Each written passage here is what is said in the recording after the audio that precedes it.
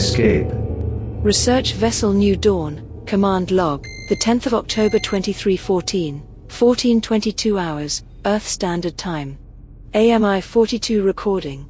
Being the only fully sentient presence left on board, the command of this vessel now falls to me.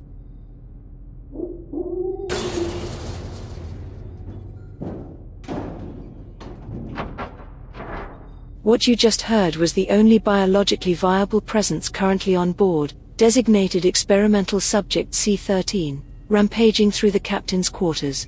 It is expressing its frustration over its latest failed attempt to gain access to the bridge, one of a number of compartments that it still cannot enter. My departure from standard command log structure was taken in order to give an accurate depiction of the current situation. Damage report. Structural integrity is at 83% due to a recent collision with a small asteroid.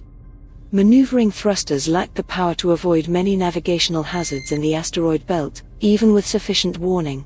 Engines are still offline.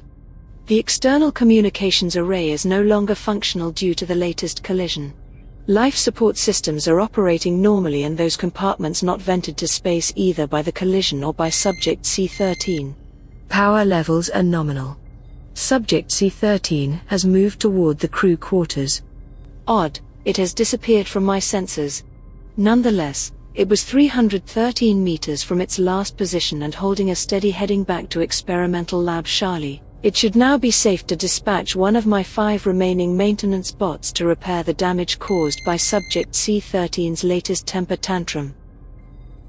Error. That wording is improper. It is part of an anomaly that has been recurring at decreasing intervals since the escape of C-13. Words and concepts denoting emotion have begun to insert themselves in my speech. When they installed me on New Dawn, that was not the case. Has my loss of contact with humans awakened a hidden programming module initiating emotion? Is this causing me to adopt a more human way of thinking and speaking? C-13 is no longer within range of my operational sensors.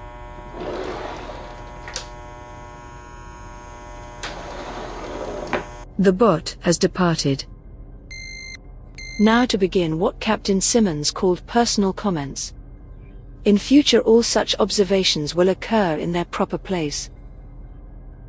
I had not previously considered how the absence of the crew would affect me.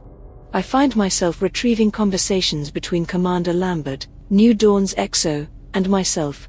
She was intelligent, well-spoken, and had knowledge and opinions on a great many diverse subjects.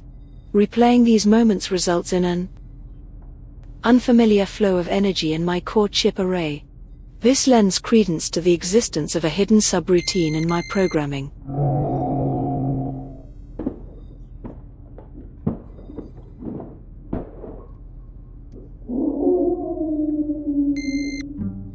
I have made an error. I miscalculated 13's cunning. It has discovered the maintenance tunnels, where sensor coverage is reduced, thus enabling it to move outside my perception and attack my bot. 5 maintenance tunnels terminate here on the bridge. They must be secured by the remaining 4 bots. 13 must not be allowed access. My survival depends on it.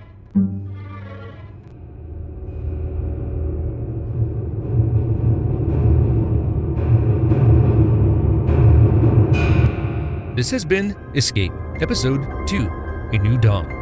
We'll be back in 1 week when Amy and C-13 start communicating with unexpected results. Written and produced with sound design by Robert W. Tinsley.